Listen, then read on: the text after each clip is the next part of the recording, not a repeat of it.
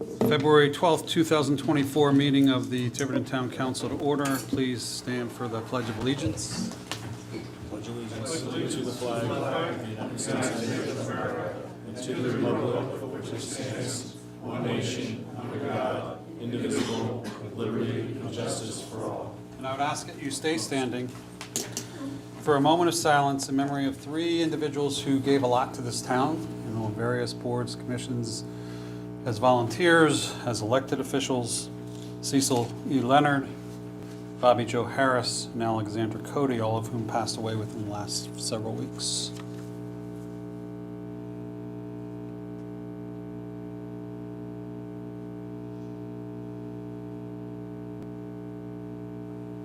Thank you. And now I would call Representative Edwards. Oh, I'm sorry. First do the roll call, please. Councilor Paul? Present. Councilor Edwards? Present. Councilor Edwards? Present. Councilor Burke? Present. Councilors Janik and Milburn are absent, and I believe Councilor Will be DiMederos late. will be late. Yes. And that's why I moved over here, because I have leg room now. Representative?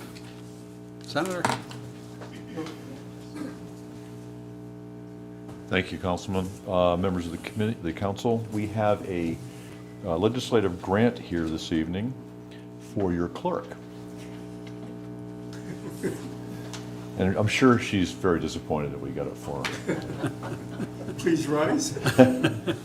This is a grant of $3,500, and it is for an additional map cabinet, which I actually had to ask what it was, and about a month ago, she took me in and showed me what they were for to make sure I would bring the check in.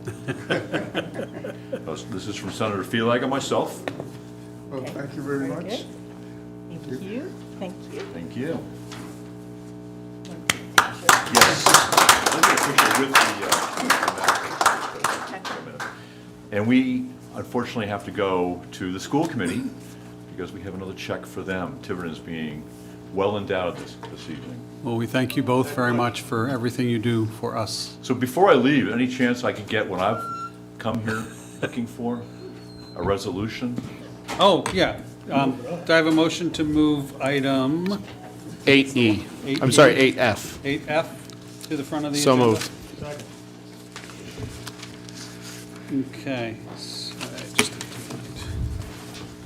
So, and we did find the Councilor Edwards or Councilor Edwards V. Who would like to speak to this? Oh, I don't know. I'll start it. So Representative John Edwards introduced another House Bill H7060, whose sole purpose is to protect and preserve the Sappower Wildlife Management Area, the adjacent shores and waters out to 1,000 feet. And the purpose is to keep that area from being used for anything but recreational purposes. No commercial development whatsoever. Now, there are those who are characterizing this as a political stunt and a move against a certain oyster farm, but that may have been the catalyst, but that is not the purpose. You should also be aware that on the February 8th meeting of the Little Compton Town Council, they agreed to create a resolution in opposition to this bill, like they have to the other ones that Representative Edwards has introduced. I urge and hope that we will support this. Councilor Edwards V. Thank you. I don't have quite so many prepared comments, but I do want to echo what Councilor Edwards just mentioned about Little Compton and how highly unregulated, how highly irregular it is that the Little Compton Town Council, an organization that has zero standing in this, zero. They're not connected to Tiverton. They have nothing to do with the waters at Sappower, and yet they continue to come out and push this oyster farm on us. So I would like to publicly say, again, that if Little Compton is so in favor of having this oyster farm, they should put it in their waters and actively seek to do so. But no, they want to push that off to the town of Tiverton. And more importantly, as we saw both the Bowens come in front of this council a few months ago, they purchased a small strip of land in between two residential properties. And when questioned by Councilor Burke as to what the purpose of that land was for, they obfuscated it directly to the council, and they said for all legal purposes. It's very clear what they're attempting to do here is to sneak in with a 0.97 acre oyster farm, which is not commercially viable, and use that and leverage the Right to Farm Act to expand it into the mooring field and grow it to the 6 acres that they actually need, and then use a small strip of land in between two residences to operate a commercial business. And that's completely and totally unacceptable, especially in light of the fact that all of the farming area, all the farming land that Lacerda owned adjacent to the Sepauwett Beach area, when that land was sold to the state, Rhode Island DEM didn't lease that property back out to go be farmed. They turned it over to Fish and Wildlife, and it became a recreational area. So, I think that this is very important for the town, and more importantly, I think it's important for us as a council to watch what Little Compton's doing and to take an opportunity the next time that they want something. We need to put a resolution in opposition to that, and we should do so on a go-forward basis because they're sticking their nose into our business where they have no business. Thank you, Representative. Representative Edwards, would you like to speak to your bill? Very briefly, both councilors did a really nice job on it. This basically will preserve Sepauwett Cove. People have asked me to move the exclusion area further north to catch other areas offshore of the management area. We are primarily we're concerned with the area of Sepauwett Cove. It'll run up along from Sepauwett Point down to the bridge and extend 2,000 feet out from there in a southerly direction. So that'll encapsulate the entire area where all of the existing clamming goes. People are currently fishing. You have people who can go out there with their children. I know I've been out there with my own grandchildren. At low tide, you can go out there, walk way out, and you can throw rocks in the water. And it's something that children, families need to be able to possess. We have very, very few of them. Sepauwett Cove is a unique entity in our area. It's actually a very unique area in the state of Rhode Island because it is a free access. And I really hope that the council will support the resolution in favor of House Bill 7060. Thank you. Thank you. Anybody have any questions for the representative? 1 second. Dave, do you have anything? I just want to note that I appreciate my colleagues' comments and agree with them wholeheartedly. I did send an email after I read about the latest Little Compton meeting. I did send an email to one of their council members who I know and basically, not in so many words, expressed what Councilor Edwards V just expressed and said, keep your hands out of our waters. I'm not sure that it'll do anything, but did you have something else? We do have an amendment, slight amendment to the resolution. And that's only to add the Senate bill, which is Senate 2415. Oh, it just came out? It's posted, it is. 2415? Yep. So do you have a resolution? Or do you have the resolution? Oh, there it is. Here, I'll just read it. So the blank, the resolution I prepared had blanks for the Senate bill, so we just filled out it was 2415. So I'll just read this. It's regarding both bills. Whereas the town has a vested interest in protecting public access and use of coastal waters and the preservation of this ecologically important undeveloped area off the coast of Tiverton for passive outdoor recreation. Whereas the town's comprehensive community plan recognizes that the visual quality of Tiverton is the heart of its character and charm, and that protected open space contributes to the scenic and rural character of the community. The comprehensive plan further provides that the scenic natural coastline is a crucial element of Tiverton's character. The combination of beaches, shellfish beds, and fishing areas, salt marshes, and ponds serves to maintain the natural balance and function as a natural recreational and economic resource for the town. Whereas the town of Tiverton supports House Bill 2024 H7060, known as the bill hereafter, and its Senate companion, Senate Bill 2415, which would preserve the Sepauwett Marsh Management Area as open space for use solely as passive outdoor recreation.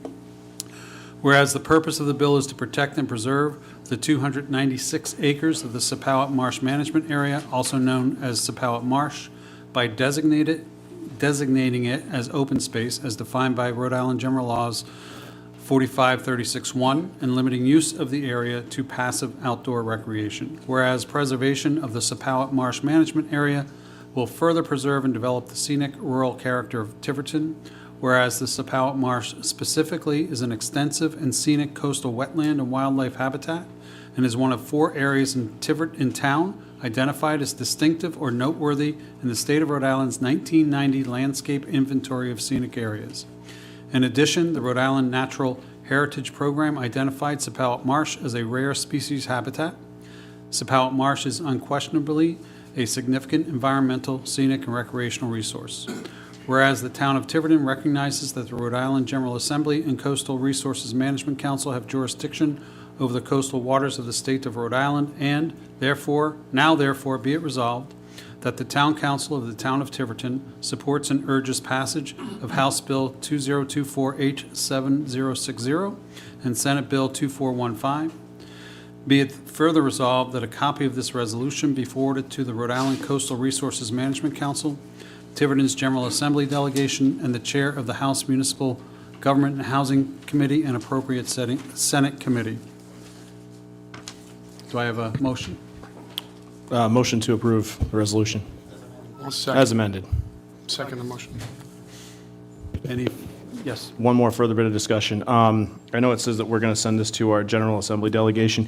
Can we make sure that a copy of this gets to Representative McGaugh? Because I know that she has been outspoken in favor of the oyster farm, and I think she needs to be reminded that she has constituency in Tiverton as well. Well, he means a signed. A signed copy, yeah. And I believe this is up in your, in-house municipal on Senate. Valentine's Day. It's Valentine's Senate- Day? It's Senate House and Municipal Government, the Senate Committee. Oh, the Senate committee? Yes. Do you want to modify that? You or- want to modify it? Senate Committee on Municipal Government? Municipal Housing and municipal? Housing and Municipal Government. So I'll write it on here and then you can, You've got a, interesting number you're using for the house. Are you using the LC number? No. It's House 7060? yes. Okay. Did I say? That's the bill number. 2024, we started. Oh, okay. Oh, yeah, All right. 2000, yep. Every year different. All right. I hope I have the right one. Thank you, Mike. Now you're on your toes, go. All right, so, we have a motion and a second, Yeah, correct? as amended, Yes. As amended with Senate Committee, Housing and Municipal Government Committee. I wrote it on here because you're going to have to. Any further discussion? Seeing none, all those in favor? None opposed, passes unanimously. Thank you very much for your leadership on this. Thank you very much for your assistance, and we'll have a great hearing on Wednesday. Okay, moving back to our regular agenda. Consent agenda. A, approval of town council minutes for January 8th, 2024, regular meeting. Councilor Burke abstains, absent. January 8th, 2024, executive session. Councilor Burke abstains, absent. January 10th, 2024, joint budget workshop. Councilor Edwards V abstains, absent. B, acknowledgement of receipt of minutes from boards, commissions, committees. 1 from the Conservation Commission, 2 from Economic Development, 2 from the North End and Industrial Business Park Advisory Subcommittee, 4 from the Dog Park Advisory Committee, 5 from the Zoning Board of Review, 2 from the Zoning Board of Review, 1 from the Zoning Board of Appeals, 1 from the Litter Committee, 1 from Open Space and Land Preservation, 3 from the Zoning Revision Committee, 1 from the Historic Preservation Advisory Committee, 1 from the Board of Canvassers, and 15 from the Harbor Commission. C, acknowledgement of receipts of reports. Treasurer Surratt, November and December 2023 budget and revenue reports. 2, the Cemetery Commission annual report for 2023, and 3, the Planning Board annual report for 2023. D, acknowledge receipt of correspondence. 1, Learn 365 Rhode Island Municipal Compact. 2, Letter from Melissa R. Quinlan requesting an update on access to the dog park for maintenance. 3, ACLU Rhode Island, report on public comment policies of city and town council, school committees. 4, Town of Hopkinton resolution in support of Rhode Island League of Cities and Towns 2024 legislative priorities. 5, Town of Hopkinton resolution in support of full funding of categorical transportation aid. 6, Town of Charleston resolution in support of full funding of categorical transportation aid. And E, approval of tax assessor abatements of $393.36. Does anyone wish to remove anything? Councilor Edwards V. 4D3. 4D3. Anybody else? Before I remove, I'm just going to ask this question because I wasn't here. On the January 8th minutes, that was not a reappointment for Bob Sodoma, correct? Excuse me? No, I'm not. The January 8th minutes, it says, the motion says it's a reappointment for Bob Sodoma, but I believe it was just an appointment. So I don't know if it's a misprint to the Housing Authority. It is an appointment. Okay, so I'm going to remove that. I don't know if that was a mistake on the motion itself? Typo, okay. So I'll go to that one first. It's very simple. On page, do I have a motion to approve the rest? So moved. All those in favor? Okay. So on the minutes of January 8th, A1, under Housing Authority, on page 3, the motion itself, it says reappoint Bob Sodoma, but he's not being reappointed, he's just being appointed, so strike the re and the, okay. Do I have a motion to make that modification? Because I wasn't here, so. I'll motion to make that modification and approve. Do I have a second? All those in favor? Okay, and that was to approve the minutes? Yes. too. Okay, so that's taken care of. And Councilor Edwards V, ACLU? Yeah, so we received this a couple weeks ago. I did read through it.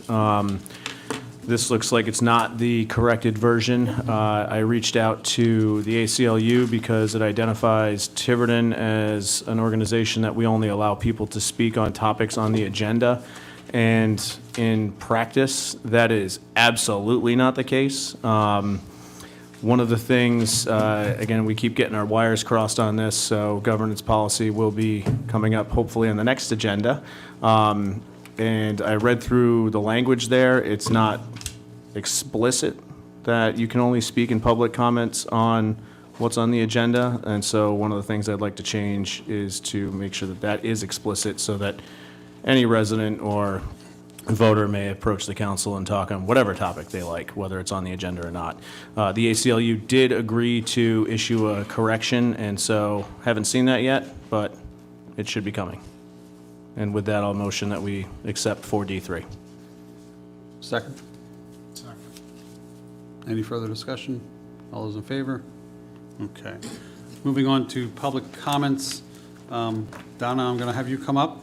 But Chris, you're here, I think, for what we have on the agenda, correct? Did you? Okay, so you didn't need to be in public comments. I'm just going to deal with you when we get to that agenda item, because you signed up for public comments. Okay, thanks. Yes, Donna?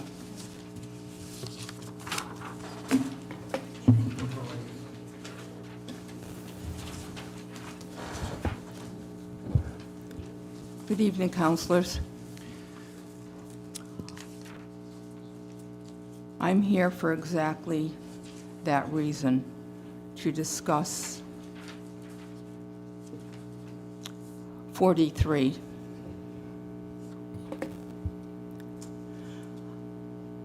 On December 11th, I came here and spoke and tried to speak before the council. So anyway, I saw this report, ACLU Rhode Island, and they say the ACLU of Rhode Island Executive Director Steve Brown said today, the ability to share one's opinion at a public meeting is a core feature of our democracy.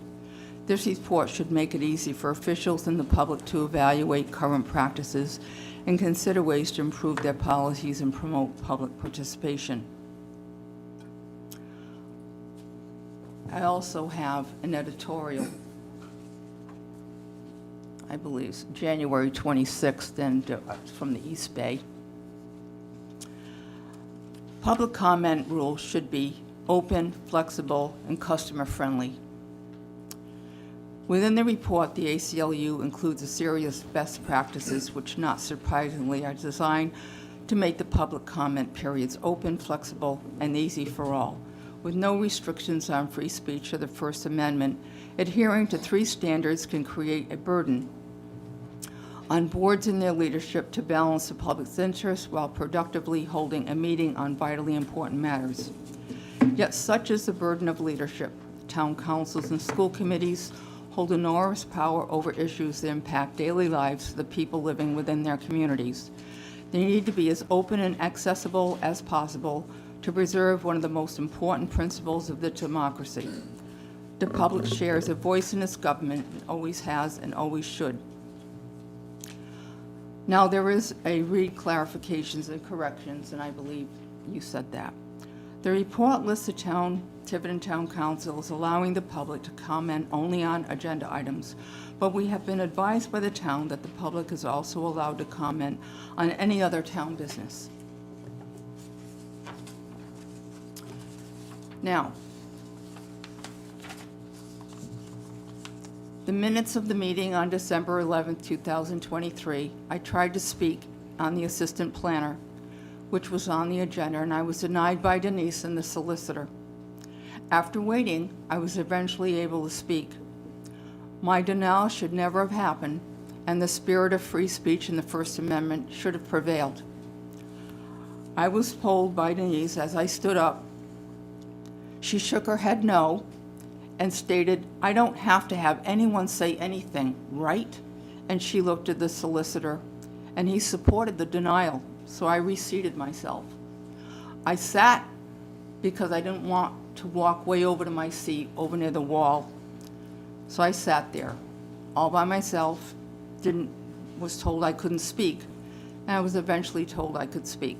But then I had problems that he didn't like what I said. So limitations based on the agenda, on page 7 of that report. To bar people from speaking on items that are directly on the agenda, and this was on the agenda, it wasn't even like just out of the blue, it was on the agenda. Behind the public comment period on its head, one would expect public bodies to be especially interested in hearing from constituents on the items that are actual topic of discussion at the meeting, which they were, and I patiently waited till everyone was done speaking and then tried to stand up to speak. On the other hand, barring members of the public from speaking on any matter that are not on the agenda means that a public body can avoid certain relevant topics that the public is concerned about by simply not including them in their meeting docket. Certainly, members of the public body should be curious to hear from the public about new topics that constituents believe should be the subject of discussion. Personal and decorum limitations, and this I ran into too. Not only that, but using personnel as a reason to stop me from talking about lack of service from the land use. The second, I'm going to ask you to wrap it up, Donna. what was that? I'm going to ask you to wrap it up. It's I'm going 5 to minutes. finish. I'm going to finish. I'm going to ask you to wrap it up. You don't There's have. nobody else waiting. You don't have an endless amount of time, and that's clear in that report too, that councils. It is. That councils But this are able to relates to set a not being able limit. to speak in the way You you are had reading your from a meetings. report that we all have. Well. Okay, I'm just if going to ask you to all wrap have up your it, comments. Why was I stopped from I'm going speaking? to ask you to wrap up your comments, that's all. So take 30 seconds Once and wrap again, up you your don't want to hear comments. from the public. This is Take- what I'm talking about. Take 30 seconds and wrap up your comments, please.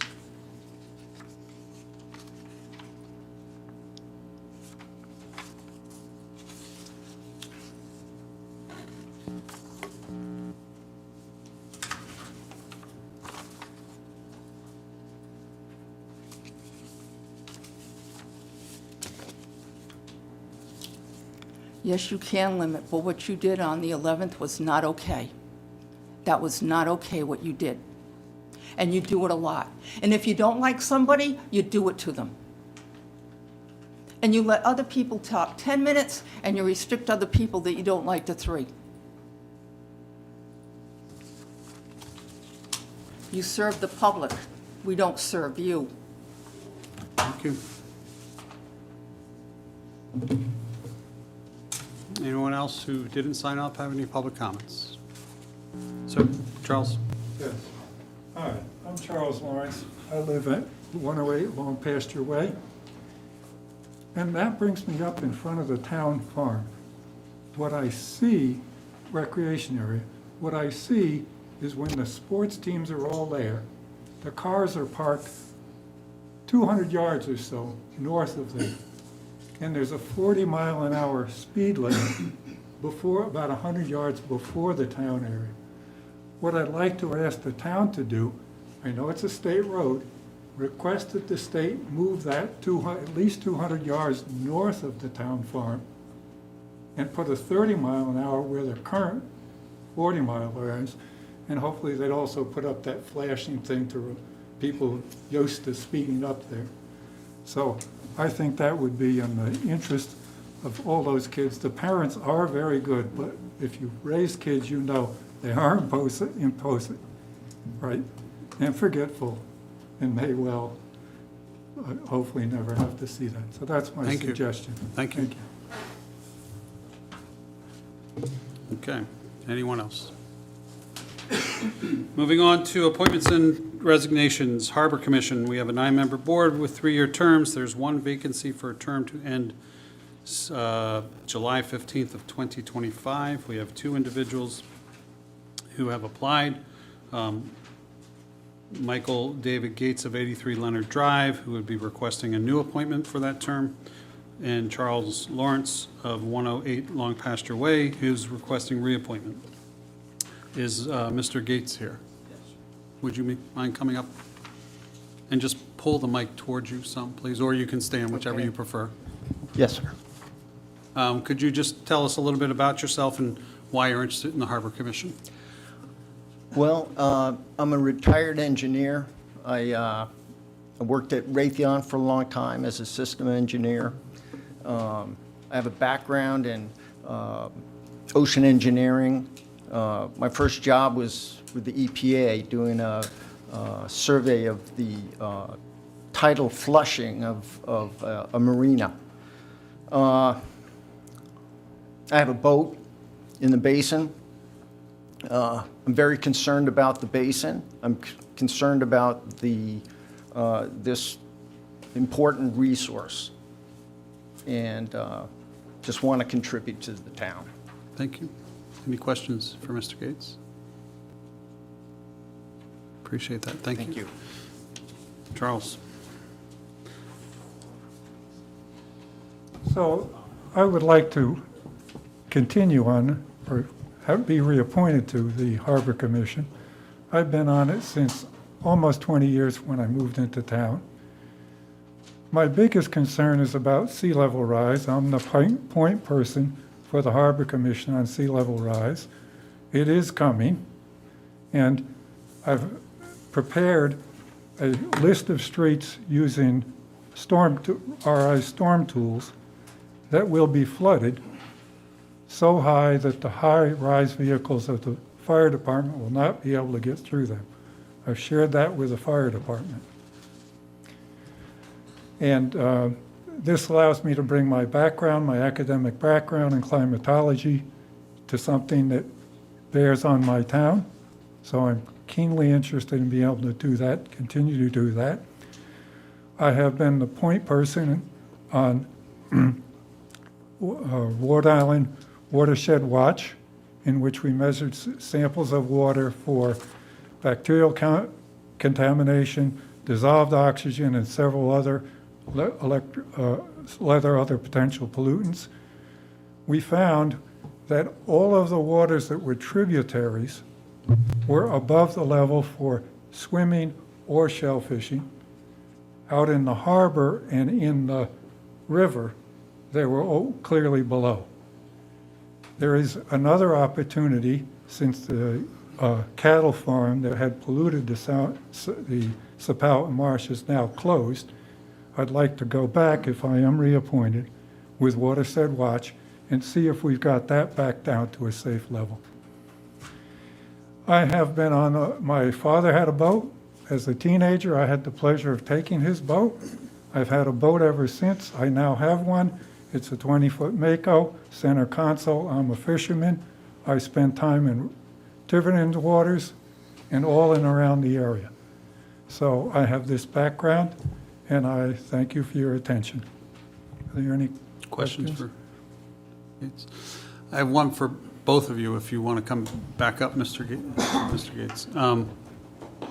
So, and it might be a little unfair for you because you would be new if we appointed you, but what would you see as the two primary issues that you think the Harbor Commission would need to address in the next 3 years?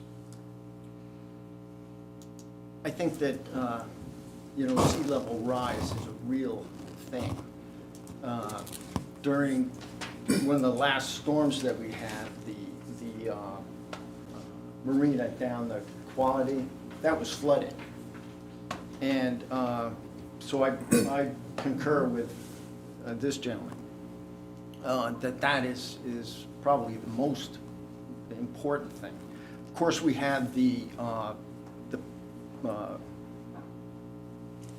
South Coast electrical.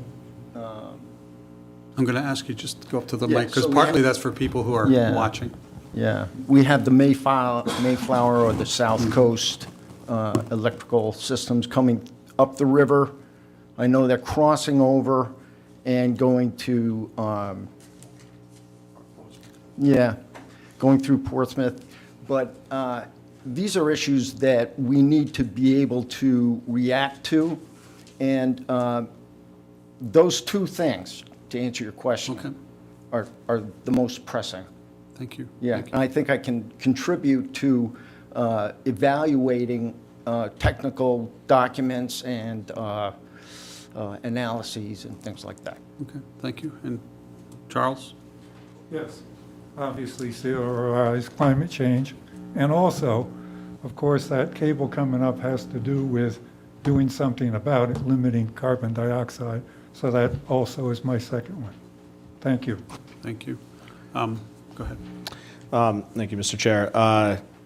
Forgive my ignorance, but the Harbor Commission, would they be the ones responsible for, like, for instance, in Sepauwett Marsh debris? Because we've had a couple of those storms, and now, I mean, again, I live down there, so I see it on the regular. But there's like pieces of dock and like all kinds of stuff that's just been sucked into the marsh and plopped down in the muck. So who would be responsible? Is that something the Not Harbor? necessarily for them to clean it up, but certainly to address it, and actually Dave Stewart and Bruce have already It's on been. our Yep. February 20th agenda. Love it. Thank you. Because the storms, the 3 storms we had, put an immense amount of debris and debris on it. There's that one dock. It just moves from like bank to bank. Like the tide goes out, it moves to another bank. Then the tide comes in, it goes to a different bank. So Yeah, it's been driving me nuts, and I have nowhere to get to it. Dave sent me a bunch of pictures of Grinnell's Beach, and also, I think it was right along the wall here. Right, Grinnell's, in Natick Pond, there was a great. Oh, the pond. A lot of debris there. There was a dock section that was actually on the stormwater outlet that's between Cumberland's Farms and the church. I stopped to take a look at that, realized it was sitting right on, and I called the DPW, and that's a state outlet, and they said it's a state's problem, and they said they recalled the state.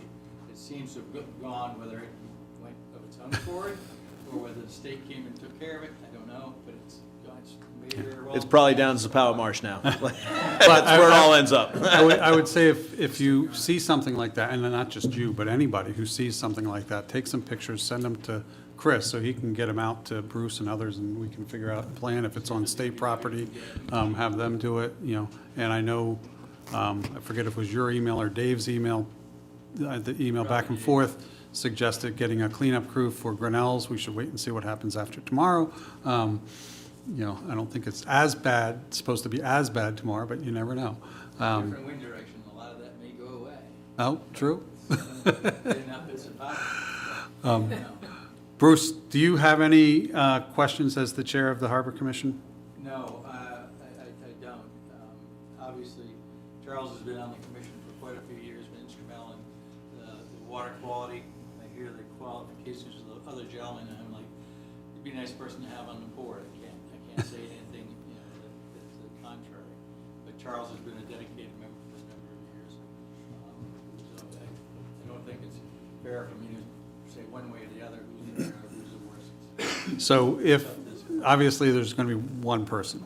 So what other opportunities, and if you can use the mic for me, Bruce, what other opportunities for the person who may not get selected would you have? Well, any member of the public can come and get involved in the Harbor Commission. We have in our agenda, and I'm not throwing a sling here, a very specific line item says, public comment section, action cannot be taken on items raised here. And we don't have the timelines that you have, because we don't have the breadth of agenda width most of the time. The last couple of years have been kind of interesting in that regard, but so we do have that, and anyone can come and participate. We have some members of the citizens that are regular attendees and do participate. We let them participate throughout the agenda, so that's something that would educate you as to the issues around the town and what, are you new to the town? Well, in 5 years. 5 years, right. But, that's what I would encourage anyone that is interested in the Harbor Commission to come and watch and see what we do.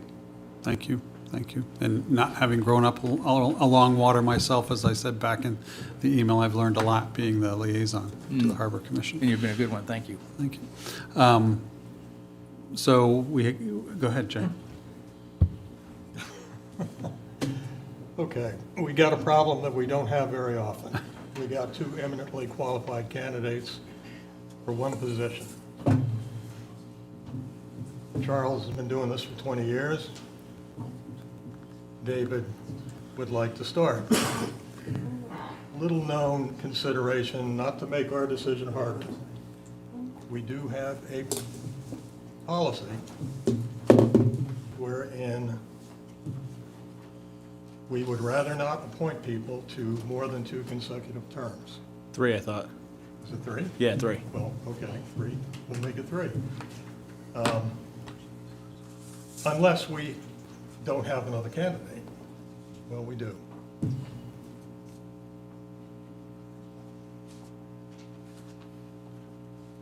Okay. Any other discussion? And then I'll look, we can waive our policy and vote tonight. We cannot waive our policy and wait until the next meeting, so we have time to consider, and then vote at that meeting.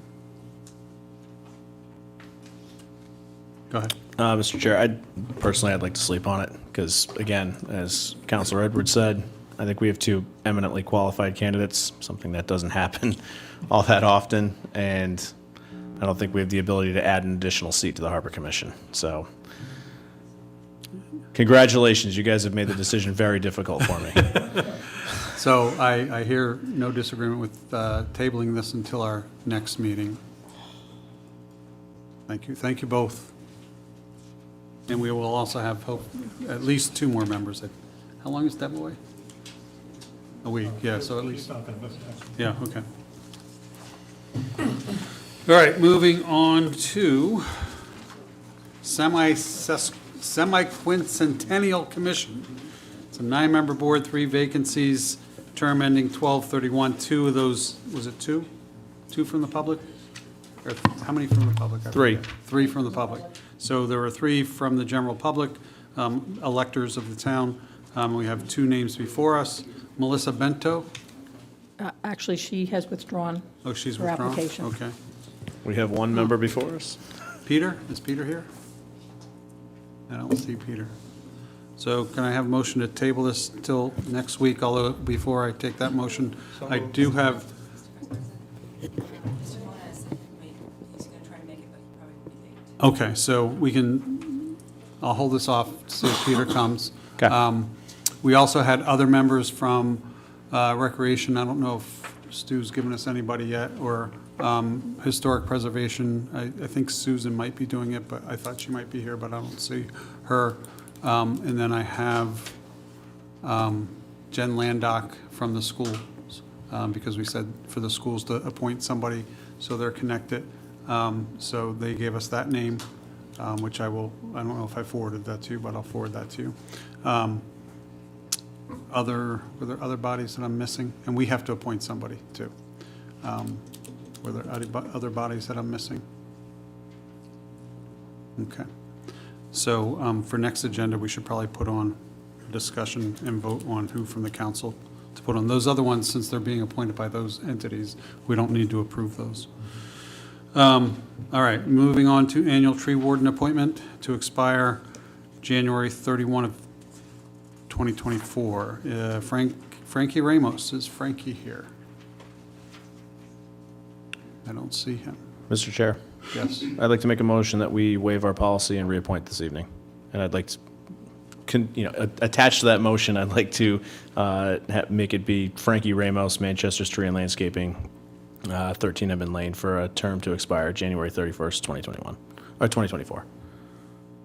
Do I have a second? Hang on, Rick, do I have a second? Second. Rick, you had something? Yeah, do you mean 2025? This says 2024. Is it supposed to be 2025? I believe so. Okay. Amend my motion to 2025. Second again. Any discussion? All those in favor? Okay. Mr. Ramos is reappointed. And then we have acknowledgement of resignation, and we thank her for her service, and with regret, Elise Gomes from the Library Board of Trustees, effective 1/31/2024, with, unfortunately, she moved, well, I don't know if it's unfortunate for her, but we lost a good person. She moved out of Tiverton. So, thank you, Elise, for your service. Board of Licensing, Heather Fragata, Helger's Ice Cream, 2490 Main Road, requests approval of victualing license subject to meeting all legal requirements. Is Heather here? Come on up. I thought you might be the ice cream people, but I wasn't sure. Good evening. Good evening. Thank you. Just tell us a little bit about what you need. Well, this is my father's business since 1989. He opened it up. And he's retired, so I'd like to assume the business and take it from here. Okay. Thank you. And You're welcome. everything's in order? I believe so. Any questions? Mr. Chair, I'd like to make a motion that we approve the victualling license for Heather Fragata, Helger's Ice Cream, 2490 Main Road, subject to meeting all the legal requirements, which it sounds like she has. I believe so. Do I have a second? David? Any further discussion? Thank you for your patience. We need a vote? Oh, sorry. All those in favor? Thank you for your patience and Thank good you. luck. Thank you. Do you have any non-dairy? I will. Oh, good. Actually, we will this Good, year. because I can't have dairy. Moving on to 7B, SouthCoast Event Management.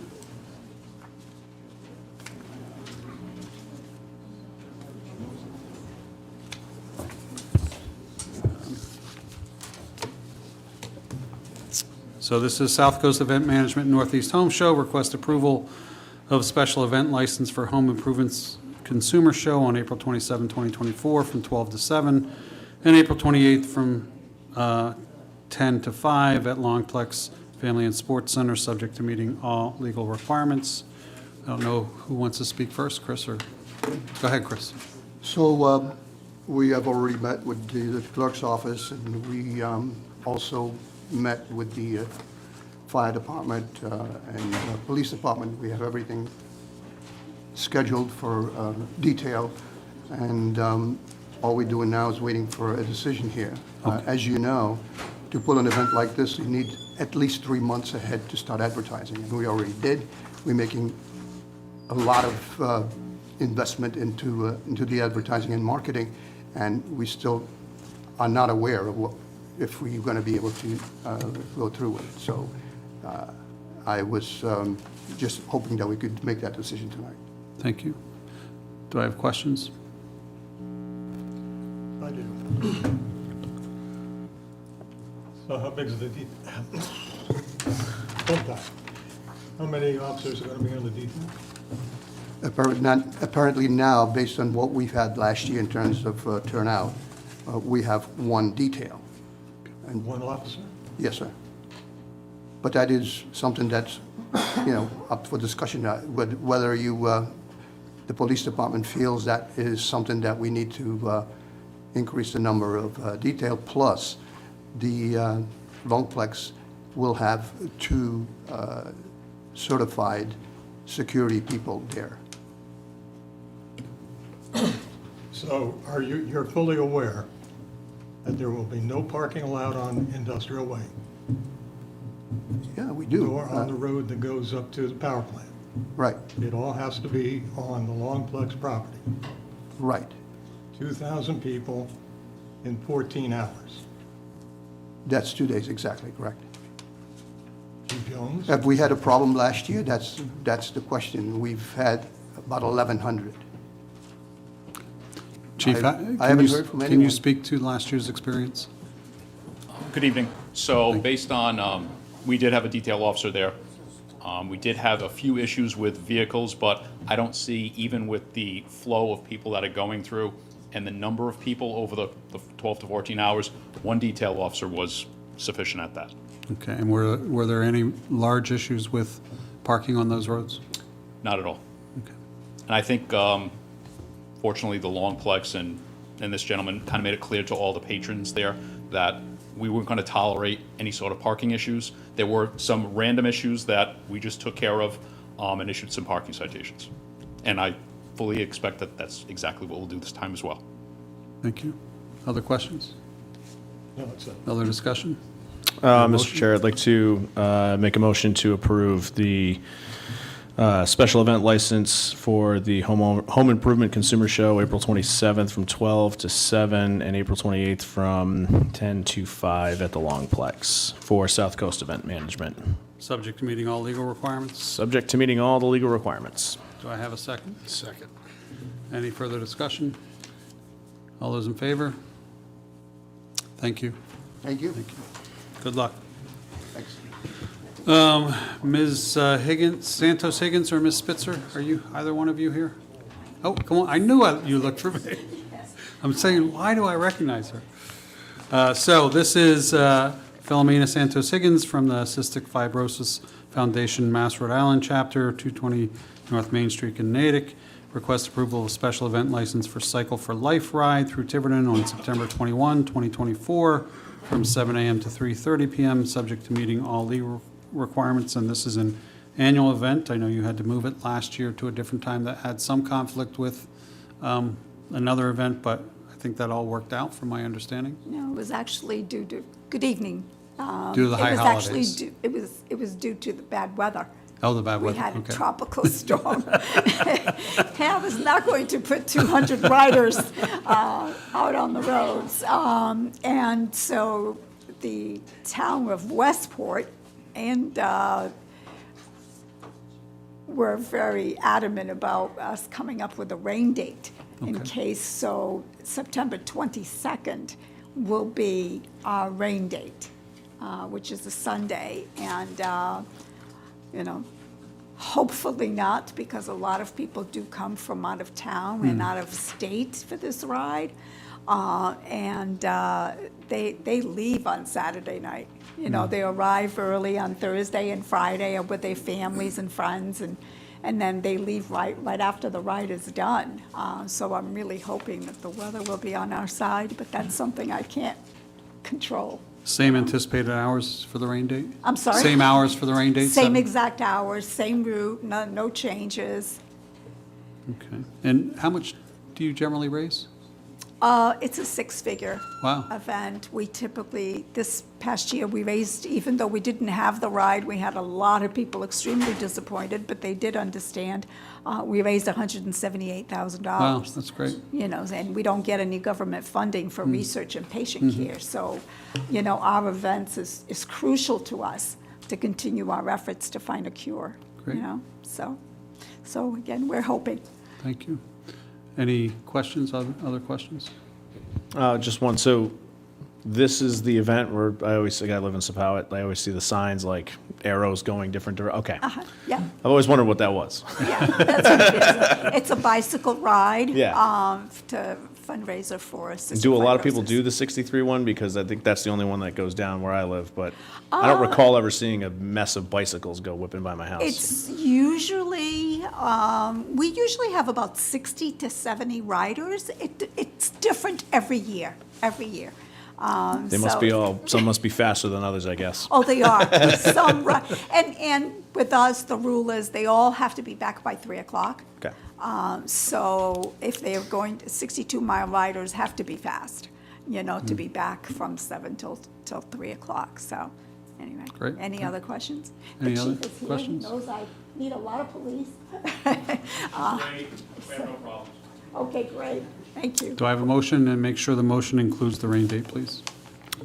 Mr. Chair, I'd like to motion that we approve the special event license for the Cycle for Life ride through Tiverton, September 21st of this year from 7 to 3:30, and the rain date of September 22nd, same day, for Philomena Santos-Higgins and the Cystic Fibrosis Foundation. Subject to meeting. Subject to meeting all of the legal requirements. Second. Got a motion and a second. Any further discussion? Hearing none. All those in favor? Thank you. Good luck. Thank you so much. Moving on to item 8A, Administrator Cote. This is discussion and possible vote to ratify a 3-year employment contract with Deputy Fire Chief Joshua Ferreira. So now the chief speak for a moment.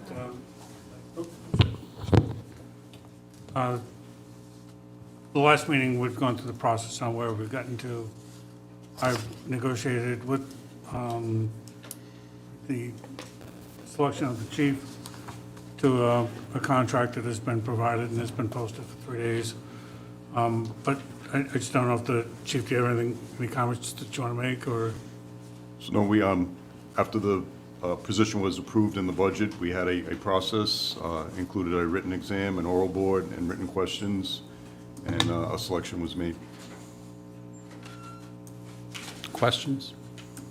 So just to be somewhat clear on the fiscal impact, it's kind of the true cost is actually the entire 155, right? This is a new position to this budget. While we did put 87,000 into it, the remainder of those items that are in the contract are already being funded under Captain Ferreira's current salary, but we will be bringing on a replacement probationary firefighter who won't have many of those items. But I just wanted to give you a clear picture of what that fiscal impact was representing. It's both the true picture of what it would cost to, in its entirety to bring the deputy on, and the position he was leaving from, so you could see what that differential was, and that we'd be bringing somebody else on. But many of those items that beyond the 87,000 that we budgeted are already budgeted for under the captain's current salary. And the other items like longevity holiday, were they also in this year's budget? Yes, they are. Okay. Questions? Comments? Just have one comment before we make the motion. Chief, I think you had a couple of great candidates, and congratulations to Captain Ferreira. I just have a comment to make. It's probably not going to go down well, but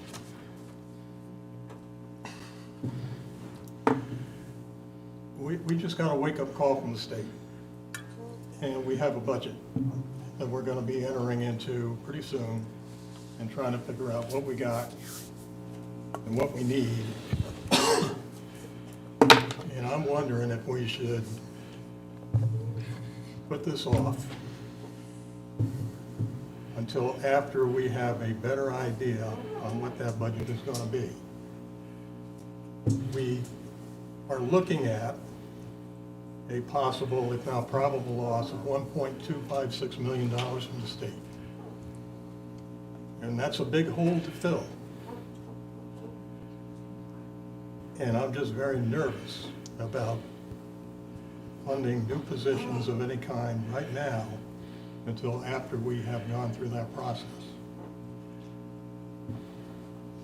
Thank you. I hear that. I think one of the things to note is, as the administrator indicated, that we already have this in the current year's budget. So I understand we may have to look at reducing some things, but we don't know that yet. It's still early in the budget process for the state as well. And I know we have some strong advocates up at the State House to see if they can help us with that. I guess I'm reluctant not to move forward because I know how much every fire chief needs that assistance, including Chief Bailey. For me, the balance is, without that level of support, are we burning our fire chiefs out? And I think, so I think that needs to be considered. I think, Dave, we're going to... Yeah, the only comment, and I understand where Councilor Edwards is coming from, and I, to an extent, don't disagree. However, the municipal side of this town and of this government has fallen so far behind, and a deputy chief is urgently needed. The police chief needed one and got it. If we don't step up now to start righting that ship, give this chief the help he needs, and start to get the fire department back to that professional level that they absolutely know they are, we're going to fall further behind. I'll echo again, Councilman Edwards, you had two absolutely fantastic candidates, and it was not an easy decision.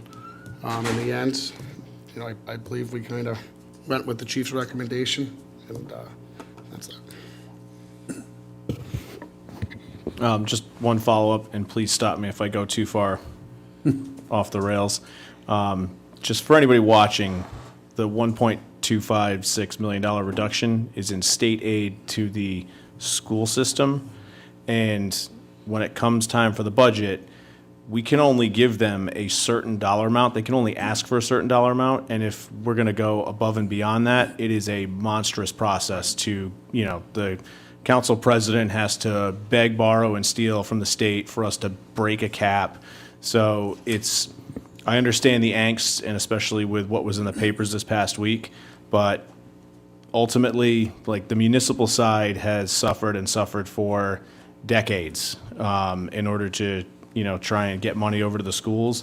And we can't keep ignoring things that this town needs, and especially a department like the fire department, which is so imperative to the safety of the residents in this town, not to do the right thing for the department and for the town, because, we've got issues on the school side that have to be addressed. So there's definitely going to be more of that coming. And in the interim, I think we also need to mind our side of the house as well. And so, with that, I'll move to ratify the 3-year employment contract with Deputy Fire Chief Josh Ferreira. I'll second the motion. Second. Did you have something else you wanted to say? The only other thing I was going to add, if I didn't forget, Chief, you guys are upwards of 500 plus calls already this year. You guys are averaging 12 to 15 calls a day, and those aren't 5-minute calls either. Right. Got a motion and a second on the floor. Further discussion? Seeing none, all those in favor? Those opposed? Okay, thank you. I'm going to have you do yours next, and then I want to go back. Yes. Sorry, Josh. Congratulations, Josh. I'll call you Deputy Chief. I want to go back to Mr. Moniz in a minute, but Chief, you have discussion and possible vote to award the contract to Tidal Basin for Multi-Hazard Mitigation Plan not to exceed $25,587.60. So we went out for an RFP, and they were the only bidder. They were the low bidder. We have a grant that will cover 90% of it. It was up to $30,000 through FEMA, so there would be a 10% town cost. And speaking with my contact at REMA, they're very confident in Tidal Basin as a consulting firm is more than capable of performing this study. So just for the public, can you, in two sentences or more, or less, not necessary, 2 paragraphs, explain what this is? So this is the town's multi-hazard mitigation plan, which needs to be updated every 5 years. Basically, they do an assessment of the town as to what are the risks, a risk analysis, and then they make recommendations. They pull together different people, committees, and this is what they do, and it's a plan that is required to be updated every 5 years. Thank you. Other questions? Comments? No, just comments. So for the public's information, this is correct me if I'm wrong, Appendix A to the comp plan? Yes. Yeah. So if you want to look it up and see what it is, go on the town website, look for the comp plan, Appendix A. Thank you. Mr. Chair, I'd like to make a motion that we take the chief's recommendation and award the contract to Tidal Basin for the Multi-Hazard Mitigation Plan in a dollar amount not to exceed $25,587.60. Do I have a second? Second. Any further discussion? Those in favor? Thank you None very opposed. much. Thank you. Thank you, Chief. Mr. Moniz, if you want to come up, we bypassed that piece that you were here on because you weren't here yet. But Jeannie told us you were coming. So we're back at item 6B, the Semi-Quincentennial Commission to appoint. We have 3 vacancies. One withdrew that applied. Mr. Moniz from 83 Captain Circle is here, and the terms would end 12/31/2026. Mr. Chair, Yes, can we put a pin in that for 30 seconds so we can congratulate Josh? of course. We're going to take a pause. Apologies, Mr. Moniz.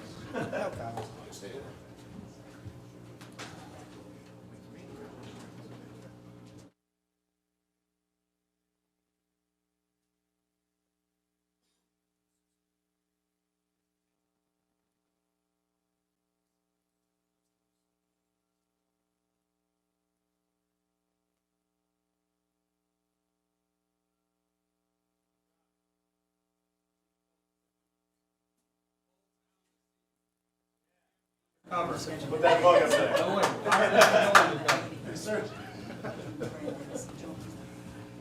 I'll congratulate you as a new deputy fire chief. Thank you, John.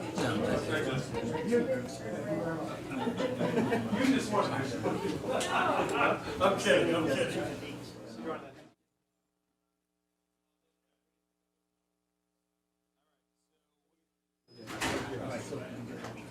We are going to go back to item 6B. Mr. Moniz, if you could tell us in a few words why you are interested in this commission. Well, I'm interested in it because it's history in the making today, and it's very important that we know about history to live our lives in the future. And then this is the 250 Quincentennial. Can you say that word easily? Semi-Quincentennial. There you go. Commission. You break it down.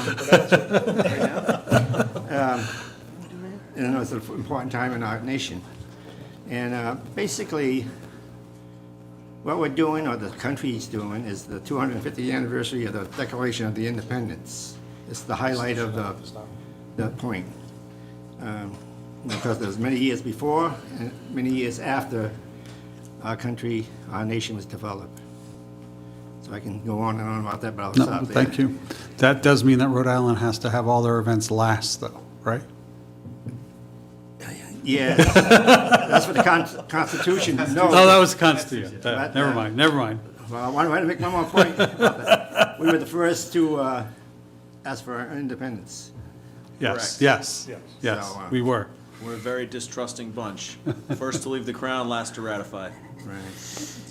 So, but, and that's a point later on. I don't want to cross my head brain. Thank you. Any questions?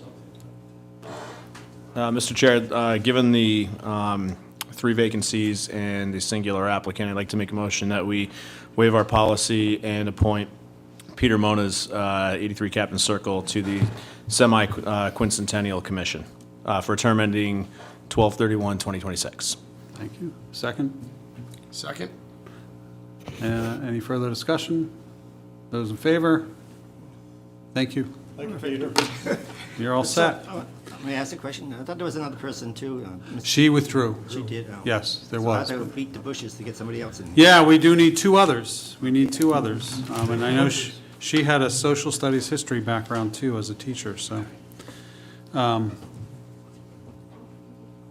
DPW Director Rogers, discussion and possible vote to award the contract to the low bidder Northeastern Tree Service Inc. for tree work at Fort Barton. Yes, thank you, Mike. And that is my request to award the bid to the low bidder, Northeastern Tree Service Incorporated, for the tree work at Fort Barton. if there's any questions, happy to answer them. Any questions for the director? How about that crazy hill? They'll do that, yes. Wow. The crazy hill? High hill. Oh. You can barely walk up that hill. Any other questions? Just one, and perhaps you can clarify for me, Director. So it says the estimate is 20 grand. We've already got 22,000 allocated. What is the additional 7 grand from the gaming funds account? Oh, never mind. I apologize. Apologize. I'll make a motion that we award the bid to Northeastern Tree Service at the request of Director Rogers. Not to exceed apparently $20,000. Well, not to exceed 22,000. 22,000. 22,000. Second. Got a motion and a second. Any further discussion? All those in favor? Thank you. Thank you. Administrator Cote, discussion and possible vote to award the contract to Marcum LLP to conduct a forensic audit of school department expenditures, all revenues, and all related policies and procedures related to spending, purchasing, and revenue. So we did put this out to bid. Two bidders came in. It was a preference that the bidder be within the state of Rhode Island or within 50 miles. Grassy and Company is just about 50 miles away, but they also did not give us a pricing. They just gave us an hourly rate, and it was open-ended. At least with Marcum, we did get a fairly comprehensive bidding for at least the initial phase of this, which we believe will be the majority of the work. So I would recommend that we would go with Marcum, our local firm in Rhode Island, and they are more than apt to do this audit for us. I did reach out to them and let them know that we would be on tonight. I did tell them they weren't going to be required to be here, but as you can see from their credentials, they are definitely qualified to do this work. Questions? So what's the final cost going to be? Oh, It's on page... 49,500? Yep. They at least gave us a breakdown of the hours and what they thought it would be. If there's additional excess work that needs to be done outside the scope, then they would come back to us with a price. Just want to clarify before I make the motion that Marcum is actually a national firm. They are, but they have a local branch, so they have a local organization nearby. So similar to like a CBiz or Arthur Anderson before they went down.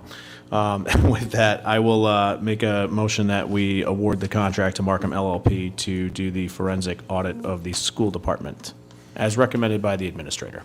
Do I have a second? I'll second the motion. Okay, I just have one. Before we vote, so the school department's fully aware of this and they will cooperate? The school department is fully aware.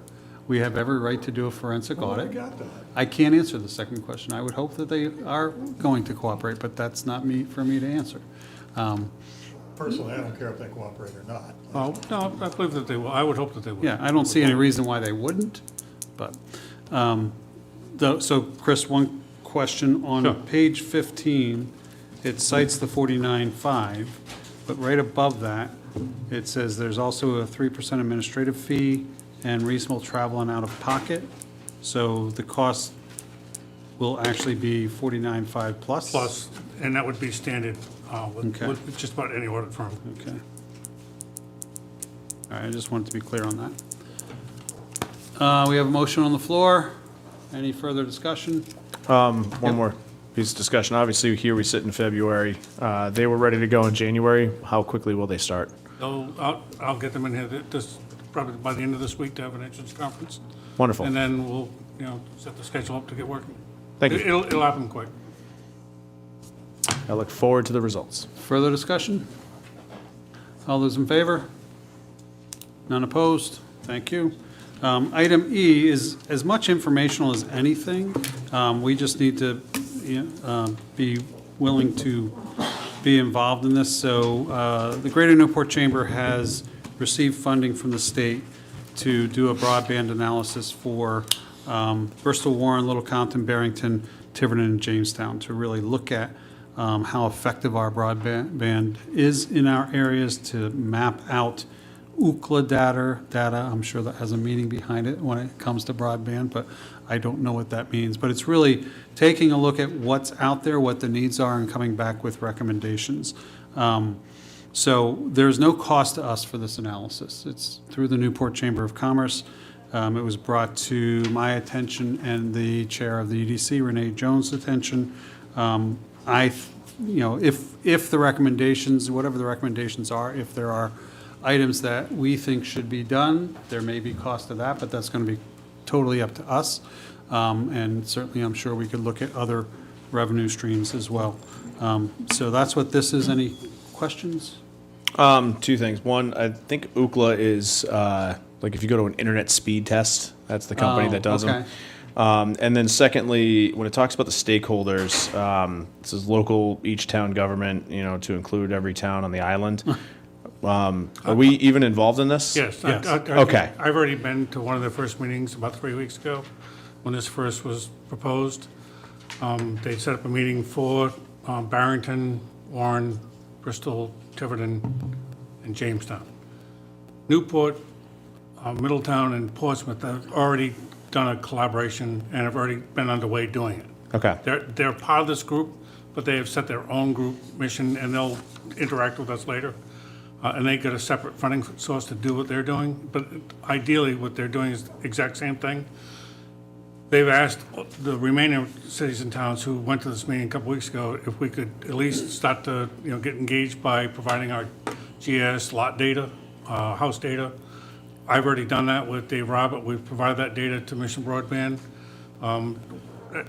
Because there's no cost to us, really. This is all part of our scope of work that they do for municipalities under EDC. So we're engaged in doing this. Our next fiscal thing will be to put out some sort of notice to the public as to where to go to do that exact same thing. It is a speed test, but it's not a single speed test. So, and I'm elaborating now because if anybody's going to watch this, and we do need this data to demonstrate that what we have currently is not sufficient, doesn't meet the market analysis of where it should be today to get them to the megabits that they need to get to. It's just a matter of cobbling as much data as we can by willing people to, and we will put out a site out to where people can do these speed tests and record them so that we can be a part of this global, regional area, I guess it's not global, a regional area of information so that we can ascertain where our real needs are. So is it fair to say that if the objective is to demonstrate that we have subpar speeds, anybody who pays for a Cox Gigablast should probably not participate? No, I don't think that's a fair statement. I think that anybody who has internet that's willing to take the speed test should do it. But there are pockets of areas that really are underdeveloped and in need of services that are not going to meet the demand of the future.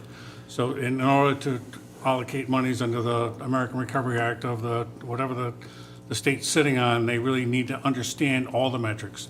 We're no different than any other city and town, but we do have a populated area that is totally underserved, and we need to be able to articulate that and demonstrate that. So when they see these tests come in, and they'll find that there are areas that are not, they'll go out and test those areas, and it may be because they can't afford to do it, they don't have internet. There's a whole litany of reasons as to why, but this group is very good at what they do as far as putting the metrics together to at least justify where we need to go next. Cool, thank you. So I would assume that the motion would be to authorize the town administrator to continue to collaborate with the Greater Newport Chamber of Commerce on their Mission Broadband project. So moved. Second. Any further discussion? All those in favor? Thank you. Councilor Edwards, discussion regarding contracts, agreements, and grants related to planning and zoning. Okay, so we have or are in the process of initiating contracts with various entities, vendors, if you will. For a lot of work, a lot of it has to do with the fact that we do not have a full-time planner, and we need a lot of help figuring out how we're positioned in relationship to all the new legislation that came down from the state. So we find ourselves in a position to hire expert outside entities to help us with analysis and just to figure out where we are. For instance, we need a lot of help with the two water departments and the wastewater department as far as infrastructure goes, so that we have a good set of base data so that the planning board, when they make decisions, are not just relying on an applicant's analysis of how things are in Tiverton. All these things cost money, and that means a contract. And in my mind, every contract needs to have a start, the scope of the work, deliverables, in other words, what we're going to get and when, what that's going to be, how much it's going to cost. And then we need to know, are we going to have to exceed those costs? Usually, I think these contracts should be, after they're approved and initiated, should be on the town website somewhere. And frequently, they're not. Frequently, I get a phone call from somebody asking me, well, what's going on with that? And either due to my ignorance or just not being properly informed, I have to say, well, I'm not quite sure. So what this is about is to try to just gather all that stuff together into neat little buckets that anybody in the public can look at and say, oh, okay, I understand that.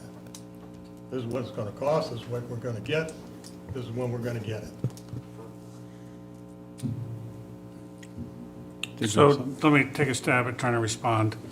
So the town has two contracts that are subcontracts to Weston and Sampson today. One is for the zoning rewrite, which was authorized, and the other is, hasn't been awarded yet, which is to the North Tiverton improvement, or the name escapes me. Revitalization. The revitalization of the north end, which has not been awarded yet. The other contracts that are out there that you're speaking of are not town contracts. The town has not a signatory, nor is it town funded. They are monies that came from Rhode Island Housing that were direct competitive grants that were issued by Rhode Island Housing to pre-authorized vendors. Weston and Sampson happened to be one of them, and they received the award and the scope of work that was being proposed by Weston and Sampson on behalf of the town of Tiverton for the hydrology study. But that is not a contract for the town of Tiverton. It's a contract between Weston and Sampson and Rhode Island Housing to benefit the town of Tiverton. We're not signatories on that contract. And it's not town money. It's not any town grant monies. And then the second one is the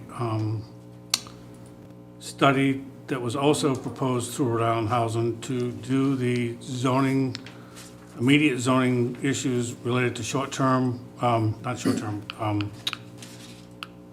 special use permits. And that is, again, another scope of work that was issued by Weston and Sampson, approved by Rhode Island Housing, and those are contracts between those two entities. Town, again, is not a signatory of those. I can try to get the scope of work for those and the deliverables, but we do know that we are getting the work done by Weston and Sampson to deal with those special use permits and to deal with the hydrology issue. As a matter of fact, the kickoff meeting for the hydrology issue is tomorrow. Well, No, it'll be. So I think one of the electronic, so, but we can get you whatever it is based on the 100,000 the town authorized to do the zoning rewrite. Because we do have an addendum to our contract with Weston and Sampson for the part-time planner to adopt that scope of work. So, and that's an MPA based on the number of hours that, I can have Ashley provide a little bit more detail with that, but that's, I think you're pretty well aware of what's going on with that. on the north end, my hope is that I was hoping this Wednesday, but there might be a scheduling conflict. By the end of this month, we will have language for the administrator to provide through the master price agreement to Weston and Sampson on the scope of work and the like for that North End project. And, you know, from my perspective, and I appreciate a general concern, I guess, of having all of our eggs in one basket. At the same time, we didn't put ourselves in the position where zoning ordinances had to be rewritten so quickly and so drastically. We certainly, the North End piece was you know, voluntary on our part to move forward with, but I think necessary. And the hydrology study, I mean, we've had several conversations about that. And I appreciate on the two projects that Rhode Island Housing has put up the money and taking care of the process for us, that they're willing to support us in helping to meet our needs. I also think it's it's very helpful, and I know the administrator's role is to help do what you're describing here, Jay, to make sure everybody's working together collaboratively and the like. But I think having one firm doing all those pieces, I guess I would look at it, if we had 3 or 4 different firms doing it, then we'd also probably have to have a project manager just to manage the project. So Don't misunderstand me. I have no problem with hiring one firm. I mean, It's a fairly large firm, it has Yeah. many different components it's to a it. large firm, and they have a lot of different sections. They do. And they all have something they can do to help us out. Yes. So, and again, Laura will keep me honest if I go too far askew here. But since we're talking about agreements with planning and zoning, and I want to thank former Councilor Cook for bringing this up with the level of detail, but as it relates to Weston and Sampson, I know we're spending $129,000 a year for 15 hours of work. At what point are we going to bite the bullet knowing that we can't hire a full-time planner for what we've advertised for, and maybe look at the market rate for that contract as the market rate for a planner or something close to it, so that we can get a full 40 hours of work out of the planning department, as opposed, am I going too far afield? Okay. So we'll have to revisit that one. point well taken, from my perspective too. I would just like to clarify one thing in that comment. It's not $129,000 for 15 hours of work. 15 hours a week. Yeah. Not 15 total, 15 a week versus 40 a week. It's substantially more. 15 hours a week here. Did you have anything else, Jay? This was your item. No, I just wanted to raise the issue. As an afterthought, I was going to say, maybe it's time that we looked at what Councilor Edwards was saying and revisit what are we willing to pay? So I think that's where Michael was advising, that's why John stopped. He flagged me down. He was Because sneaky it's about not it. on our agenda to speak about that position. I got it. That's a good budget discussion to Forgive have. me. And I, you know, And you can put it on the agenda for next time, but it's just a little far afield from what is on the agenda. right. I knew I was going to be. That's why I said, keep me honest. Gave me the heads up. I don't like to introduce, but I don't. And, you know, just at least in terms of the transparency, I know that Dave Robert just updated the page that we have for the North End work, and I'm just double checking. Because I just gave him a bunch of stuff. Yeah, so the draft document that we have that we're working on in committee for that request for quotes is up on the website as well. Councilor Edwards, discussion on vacant zoning board representation on zoning revision committee. So, we have a zoning revision committee that was established by this council, and we had a vision of who the people we wanted to be on it. And we had somebody from the zoning board of review, but she had to leave. So we temporarily appointed the chairman of that committee in the hope that somebody would volunteer. Well, nobody's volunteered, and we got a letter from the chairman, which is attached to this. You've all read it. So my purpose here is, how do I put this? You guys decided who would be on it. Do you want to still keep it at that level, or do we want to not have a member of the zoning board on it? So this is only up for discussion tonight, so we can't take a vote. I would. I'm unwilling and unable to make the decision on my own. Yeah, I mean, my one comment in response to Lisa's, the chairwoman's email, and I appreciate her giving this thought, the chairwoman, Lisa, giving this thought. One of the aspects she talks about is, separation of powers, that they're a quasi-judicial body, which they are, and that they should not be involved in policy development. What I can say is, from my experience at the state level, I've been involved in various committees, commissions, where judiciary members are a part of looking at the issues and identifying possible solutions, which could be statutory changes. And in fact, the judiciary has their own legislative folks at the State House, and at the point that it becomes the judicial part, they separate themselves out. They'll express, we think we need to do this with probation laws, let's say, and if it passes, it passes. If it doesn't, it doesn't, and then they apply the law. So I appreciate that. I'm not an attorney. I'd be more than happy to hear from our attorney what his perspective is on that, if he wants to provide it. But who else would we put on there? If John? But along those lines, the committee makes recommendations to the planning board, who in turn makes recommendations to the town council, who then approves them or not. Right. So we're not making judicial decisions. We're not making any binding decisions. Right. I would just say that reading her letter, the chair of the zoning board's letter, it's abundantly clear that she does have a recommendation for us. Unfortunately, it's one that will cost us money, because it is our solicitor's law firm who does the land use stuff for them. So He's already a member. exactly. So if that's the case, then, and again, I know we're not voting on this, but perhaps we put it on the next agenda to just cut that piece out, since her recommendation would be somebody that's already on the board.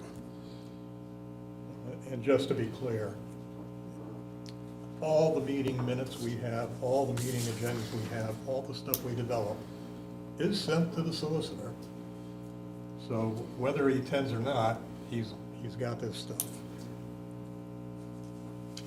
I'm not a member of the board. Right? The lawyer's always watching. I'm not a member. I'm not a You're member ex of the officio, yeah, ex I officio. don't think that member is an issue. Right, you can't vote I don't because, vote.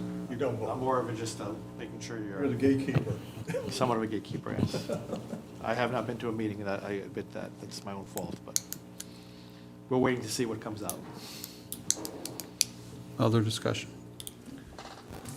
I mean, if somebody wants to bring that resolution back before us. I mean, I would Go just ahead. say that I will, in defense of the zoning board, who I got to know pretty much a lot in the last couple of years, they've been very busy with a lot of controversial projects right now. Right. You don't say. And they are doing a very good job, but I can certainly see why they could be a little taxed out and they don't want to stick their neck out. So, Although in, and so, I mean, your choice, but you could just leave the position blank. There's just no We'll harm. do that for the time being. Yeah. and with the recent state zoning changes, it seems like a lot of it's going to bypass planning and zoning anyways, so maybe they will have more time in 6 months. Okay, well, I just wanted you all to know and be aware. Yeah, so I think, Jay, if you want to bring it forward for a change, do so at a future meeting. If not, we'll just leave it be. No, it's everybody's pleasure that I just don't worry about it right now. That's what I'll do. You're not having trouble getting quorums, right? No. Yeah. No, because you precede me and you always have a full house. Yeah, we usually do pretty good. Councilor Edwards V, discussion and possible vote on review and potential changes to the board and commission policy. It pains me to do this, but in discussion with the clerk, there have been two issues, and I brought this up. So my intent was to review not just the council policy on boards and commissions, but also the governance policy in one fell swoop. It seems that was lost in translation, so I have made my intent clear to the clerk, who will assist in getting it on the next agenda. And with that, it's also come to my understanding that, thanks to Councilor Edwards, there was at one point prior to our current solicitor being here, some revisions that were proposed, voted on, and then the prior solicitor never maybe took action on them. So the clerk has requested some more time to do some more digging because that may be a moot point. So with that, I think we just kick it to the next agenda. Just a quick question on the packet and what's online. So the online version says it's good through 2015, last updated 2015. Yes. Okay. Yes, and That's the discrepancy that you're trying to figure out. there was a meeting March 25th of 2019. Right. And the minutes from that meeting made it appear that the changes were tabled to the next meeting.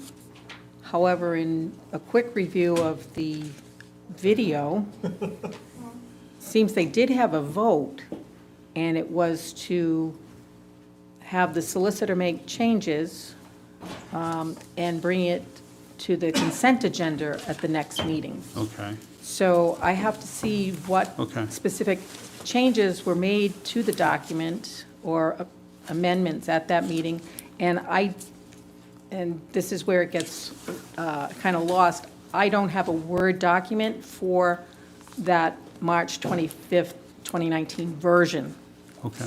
So I need to do a little bit more research. Okay. And then it may be that this council can review the changes, which are documented here, because that's the only information we had. So that's for the that blue meeting. line copy? Yeah, Yes. Okay. But I know that in listening to part of that meeting, it was a lengthy discussion, and there may have been other changes. Okay. Part of what happened was, I had that in my file, and I don't know where I got it or when I got it. Okay. So, And I didn't have it. No, you didn't have it. so we'll table that till next meeting. If any former council member might have that from March of 25th of 2019, feel free to share it with Joan. Councilor Cook, we're looking at you in the audience. No, I might have it. I might have it. You think so? Yeah. Madam President, welcome. Thank You you. ducked the word semi-sesquicentennial or whatever. Smart move. So Oh, I did? Yes. we are on, No, you can. continue, okay. So we're on J. 8J, Council Vice President Burke, discussion and possible vote on amending dates for Resolution 2024-0001, establishing a Tiverton Semi-Quincentennial Commission to plan RI 250 celebrations. The chair of the Tiverton Historical Society brought this up to me that in 2028, and she's already involved in some activities on this, there is the 250th anniversary of the Battle of Rhode Island. So she would like us to extend this to that date and include some language on the Battle of Rhode Island. So I think what I'd like to do is hold this off, get some specific language from her and bring it back. There's no rush because obviously right now we're in 2024 and the committee is still in the formative stages. So did you have something on this, Peter, you wanted to add? I'd like to. Go ahead, quickly. Quickly? Yeah, but come on up, please. Yeah. Either way, whichever. Well, the centennial celebration that we want to do for Rhode Island and the nation. Your Can you proposal- at least sit? Sure. Yeah, there you go. Your resolution, as stated, covers, basically, first of all, the 250 anniversary is about the Declaration of Independence. Already we miss a lot of things before that, and of course, there's, like she was saying, there's gonna be stuff down the road. I think we should concentrate on the 250 on this committee. But as the resolution states, it can be extended, one of the last lines, this can be extended. And I think it should be brought up again later on as a new committee for the Battle of Rhode Island. because that's going to be like 4 years down the road with this committee. In that time, a lot of people will be leaving and, you know, problems like that. And then if you have another opportunity to bring it to the attention to the public that there's going to be another celebration if it's developed, you form another committee and let them work on that celebration. Okay, thank you. To me, it's not a waste of time, but it's an unnecessary move. Yeah. It's more important that we're already, this committee, or the Rhode Island, and of course it started off with the federal government, started in 2021. This is already 2024. So we're already behind. We should concentrate on what we got to do for 2026. And one of the important things that is to get this committee formed with the representatives of the town council, one member, and various other committees, get together and establish the foundation so we can move along. And I assume that the town administrator is going to be the first initial person that gathers this group, because it has been in the past, believe it or not. He didn't know that. Congrats, Chris. More work. No, so thank you for those comments, Peter, and we'll take those into consideration. I also would want Susan to be here to give her perspective of why she's asking this. So we'll table this to a future meeting. I'll get some language from Susan. Administrator Cote, update on the annual audit, which I finally gave my form that I had to sign, So- sent that back in. Okay, just so you're aware, I know Denise is here if you need to speak to her, but the municipal side of the audit has fairly been completed for quite some time. The schools are still going through the process of updating their UCOA tables or whatever it is that they need to do. It's been a long, arduous process. My understanding is that they had finally submitted most of their information, if not all of it, up until like last Sunday, and then kind of sent a global email to tell everybody that they've finished, but the auditors haven't finished doing their work. So the audit is still being delayed, and we're beyond the January 31st deadline. The And, real deadline was December 31st. It was, and the state did grant an extension. We got an extension because the school committee wasn't prepared, to January 31st. And then when I heard they still weren't submitting it, on like the 22nd, I called the school committee chairman. And that's how it got submitted like 5 days later. But as Chris says, that's even bigger. That's more of a problem because the auditor takes about 2 weeks to look at everything. So The state auditor general is not going to grant another extension. But I'm not sure what happens now because we're way beyond our January 31st. All I can tell you is that I know that Denise Surratt has been in communication with our auditors on a very regular basis and has been quite frustrated by the fact that it's holding us up. But, I know that Denise and her staff have done everything possible to do, our end has been done for quite some time. So we're just waiting. And it's kind of unfair to this community that our audit can't be completed on time, but Well, my concern is this is like the third year in a row. And I did bring my concerns to the chairman of the school committee because it was the business manager that wasn't prepared. And she's saying that there was new software that she was having a problem with, but didn't ask anyone for help, I found out. And so the school committee was not even aware of any of this. They did not know. Maybe she should have asked our treasurer. Would it make sense, given 3 years of delay, maybe the treasurer and the administrator could put a little reminder, like April 30th, to give them a heads up to get working on 2024? Do you do that already? Madam Treasurer? Yeah, right. I'm sure that's Like already now, done. like guys, get ready, it's coming. Well, they know it's coming. It's a state law. It's Do they, though? not something that we're making up. So, I know. I'm just so I'm not. move the date up a little bit, Yeah, Jay, maybe they're not paying her enough. I'm not sure. Okay. So the next item is yours, Madam President. Yes. And may as well do the reminder and we can. So, with conversations with the chairman of the school committee, of course, he's concerned, and so are we, that state aid is decreasing. And And we have to make up for it. I don't know if people realize that, but the town has to make up the difference. And that already comes out to a 2% increase as we're talking right now. That's the governor's budget, and it's going to the state legislation. So what we talked about, and Chris has done some research, trying to find out why we're getting this much less aid. So Jerry and I have decided, and he's going to run it by the school committee, that we have a joint meeting of the town council, school committee, the Rhode Island Department of Ed, legislation, senators, and talk about the school aid and why we were decreased and the reason why, and kind of encourage the bodies that be not to vote for the governor's budget and to give us more aid. Because taxpayers don't realize, but when the state says, we're giving you 2%, we're giving you this much less, the town has to make up for it. And what we figured out, it comes to about a 2% increase already, talking without doing anybody's budget. So, so that's what I'm asking. Is that all right with all of you? I'm thinking Mike Burke suggested a Monday in March. Yeah, the reason for that is because the legislators are in session Tuesday, Wednesday, Thursdays usually, or in committees. So what I'm looking at is, we have a meeting on the 11th, so it would be the 4th or the 18th. And I'm thinking maybe the 18th to give them a little bit of a heads up and get everybody together. Does that sound all right? Works for me.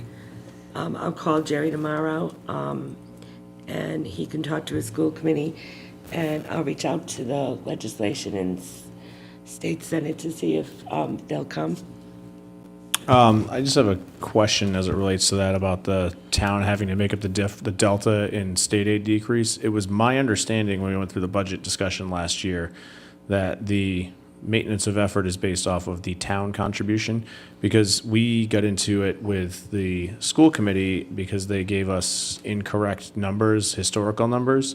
I remember it very vividly, and we asked them to correct it. So they did have to go back, because at one point it looked like we had given them less money year over year, which was factually inaccurate. So I just want to make sure that we're clear on that. I also recall that discussion in my conversations with the school committee chair. He informed me that we had to make up for it. He's incorrect. No, since then I talked to the treasurer. I believe I didn't talk to you. I talked to the treasurer, and she sent me some documentation, and it looks like we have to. Everything I do says we do. Can we have Everything Michael look I've at it? read, I think last year, Mike, you weren't sure, and we never got to the point where we had to make sure.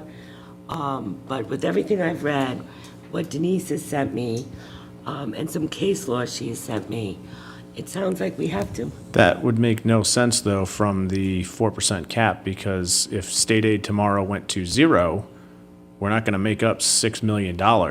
We'd be forced. I brought that up too, and we'd only have to make up to the 4% cap.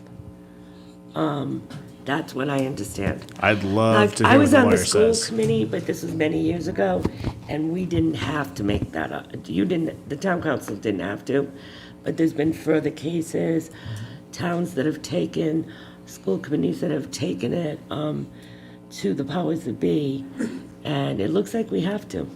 Well, one of the things that is driving that decrease is the decrease of about 88 students. 65 to One of the homeschool. ways that you can decrease the MOE is make a case that you've lost student population.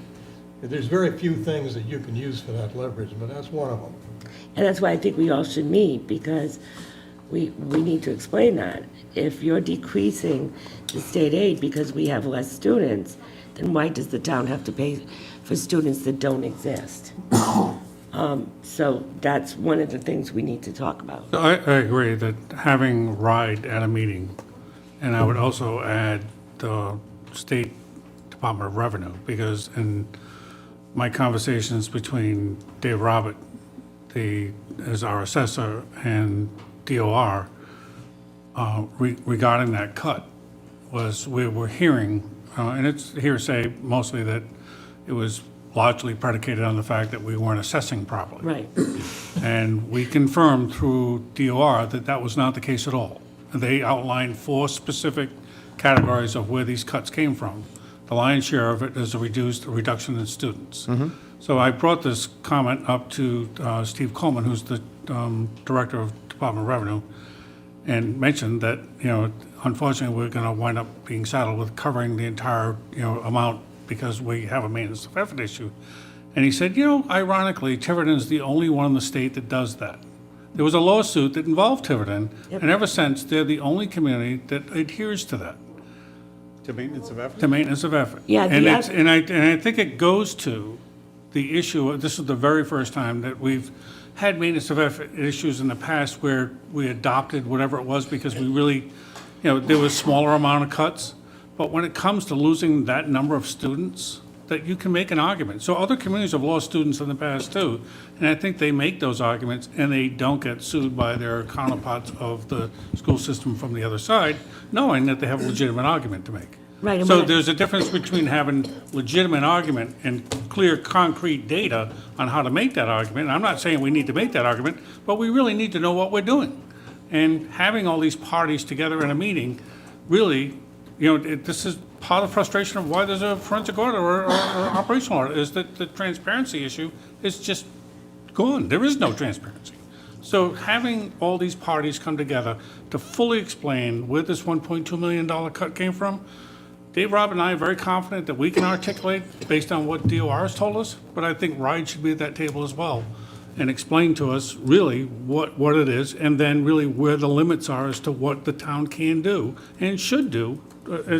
Obviously, as decision makers and policymakers, you'll make those decisions as we get closer to doing the final budget, but kind of doing it in a vacuum every year, and I get it's we've always been very kind to our school system over the years of trying to deal with, state aid cuts and making sure the students weren't harmed. But when you have a drastic decrease in the number of students, I think it's time that we start to look at the information clearly. And what I understood from that conversation was the reason why there's never been a problem in the other communities is the council and the school committee agree to a number, and the school committee doesn't take the council to court or the town to court. So that's what I understand, that they could do it, but they don't do it because they come to agreement. If you have 80-some students less you're educating, why are we paying for those? So, and I just, as a follow-up, for anybody who's watching at home, the broad number for the governor, he added $63 million to the state education aid. Tiverton is the single largest reduction in the state of Rhode Island by double. So the next closest reduction was $600,000. I forget the community, might have been East Providence. Anyways, so for those who are upset about this, there is one immediate recourse that you all sitting at home can take, and that's pick up the phone and call the governor's office and let them know that it is unacceptable for them to strip dollars out of the town of Tiverton so they can funnel it to the greater Providence area, which is what this state has historically done. They take and take and take from the East Bay, and they give it all to greater Providence. All right. What? Yes, we're talking about. Yeah, and we're setting a meeting of March 18th, and if that changes, I'll let you all know. Thank you. Just a reminder, we have a special meeting on February 20th. That's the casino money. And American And Okay. American Recovery. February 20th? February 20th at 7 o'clock here at Town Hall. And then our next meeting would be February 26th. So when was that set? We set A that while ago, about a month ago. at least a month ago. Was I present? Yeah. I don't have it in my I don't calendar, remember. any of my calendars, so. I don't remember. I think you were. Dave was present. Yeah, no, I was, and he hasn't missed one yet since I've been. Okay. I'm trying with the coffee. I will entertain a motion to go into executive session. A, Town Solicitor, Rhode Island General Law 42465A2, general update on all pending litigation. And B, Council President Demideris and Administrator Cote, RIGL 4246524. Any investigative proceedings regarding allegations of misconduct, either civil or criminal, police/school department. Motion? So moved. Second. Motion and a second. Dave? Yes. Yes. John? Jay? Yes. Denise? Yes. Mike? Yes. We will now take a 5-minute break and go into exec session. We're going to